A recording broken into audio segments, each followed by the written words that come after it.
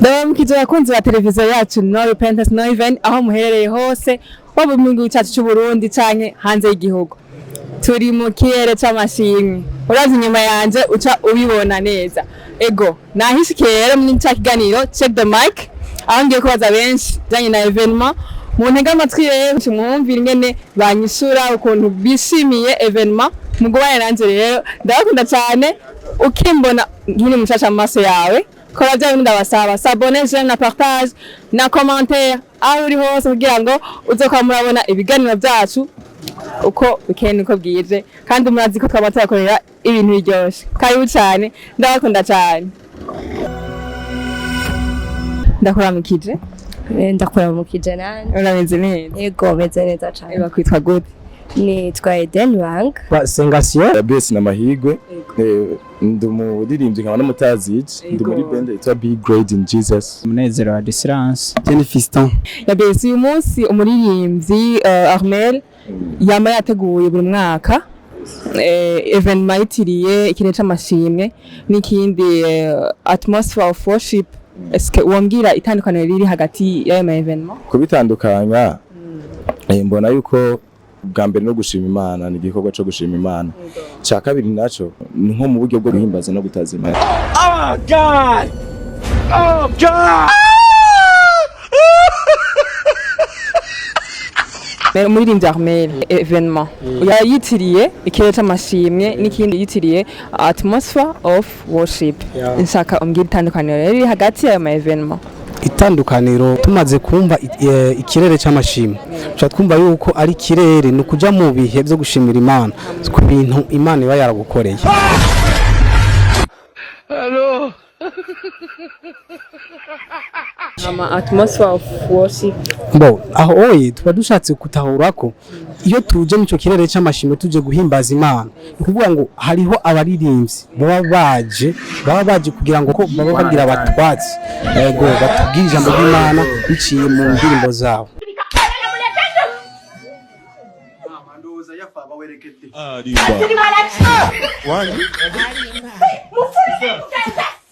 Uyu munsi umuririmbyi Armel ariko arategura ama evenement imwe yitiriye ikirere c'amashimwe n'indi yitiriye atmosphere of worship.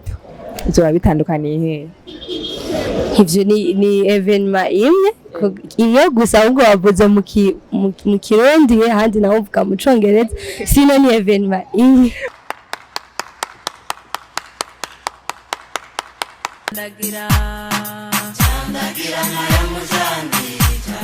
Umuririmbyi Armel buri uko umwaka utashe yama yateguye evenement yitiriye ikirere c'amashimwe n'ikindi yitiriye atmosphere of worship.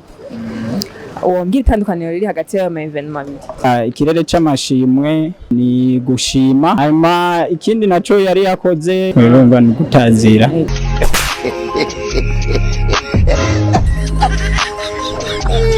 Umuririmbyi Armel uko umwaka utashe ategura evenement yitiriye ikirere c'amashimwe n'iyindi yitiriye atmosphere of worship.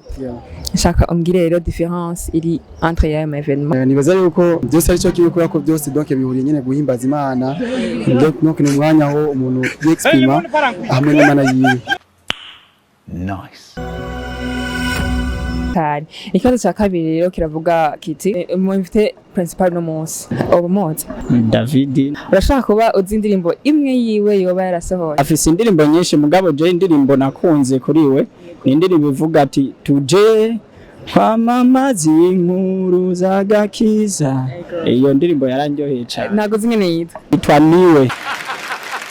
Uyu munsi hariho Wifate principal ni David arazwi. Ndashaka rero mbwira indirimbo imwe yiwe ububuzi. Wow. David hari indirimbo yiwe nkunda narahariwe ivuga ngo ubuntu nibwo bwankijije kubwo kwizera Mana w'Imana nagizwe ndiwe ubwo kwizera icyo wavuze. Uyu munsi turafise umutumire principal arazwi ni David. Inzira ko wongera indirimbo imwe yiyobotse. Indirimbo nziza David yitwa Narahariwe. Oyituririmbira. Narahariwe naracunguwe ndumwana w'Imana ndumuraganwa na Kristo none ubu nduwidegemvya. Turafise umu-invité principal witwa David. Nshaka umbwire indirimbo imwe yiyobotse. Hari indirimbo nshasha aheruka gusohora yitwa Hembura. Yego niyo imaze iminsi inyantereza cyane muri hafi yari samazge Gatiririmbira gato. yaga ngo Hembura turagukeneye Hembura mwami hembura. Wow! Beautiful! Uyu munsi turafise umu-invité donné donc umuzi. Davidi. Wambwire indirimbo yiwe imwe wobotse. Narahariwe. None turirimbiye. Oh my god, ndakaririmbe. Lundi matin, Sogo, son vélo et sa musette. Narahariwe. Naracunguwe. Ndumwana w'Imana. Ndumuraganwa na Kristo. none ubu nduwidegemvya. Oh my God! Zaba abaririmbyi barimba gospel mu Burundi baheruka guhabwa agashimwe ka Silver Award ko bakwidije ababone ibihumbi 100. Ndazi umwe Pastor Lopez. Mbona wewe songa libala. Oh yeah. Uwa mbere ni kujya mukobwa aririmba ndirimbo. God have mercy upon us. Zina ryo riko yancanga Alvera muhimbari. Ubundi. Ubona ndiko ndabona. Vadidi. Aho nta ide kweri nabanda bifise. Ndabuza bono shira imbere. You are see me? Yes. Ni Alvera uyundi nawenze. Bon, hariho Alvera muhimbari. Nice. Sinzi uwo wundi none. Hello.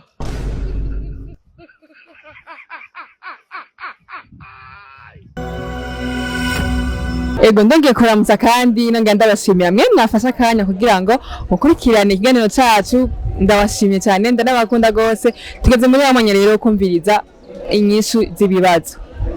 Obe hagufi rero kugira ngo nitashaka gushikira nikize kukunanira. Ikibazo ca mbere cyavuga kiti uyu munsi umuririmbyi Armel arategura evenement yitiriye ikirere cy'amashimwe n'ikindi yitiriye atmosphere of worship. Bitandukaniye guys, naho bitandukaniye ahubwo ni ikintu kimwe, bitandukaniye ku ndimi kimwe n'icyongereza ikindi ni kirundi, ni ikintu gisigura ikintu kimwe. Ego mwe musere nyinshi bagiye baratanga. Ikibazo cya kabiri cyavuga kiti umu-invité principal ni David turamuzi twese no munsi.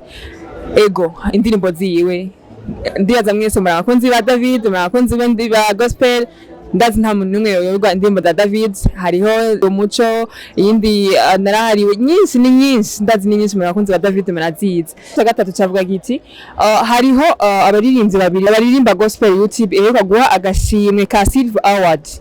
Nabaye nabandi murabazi ni Alvera na Kamikazi.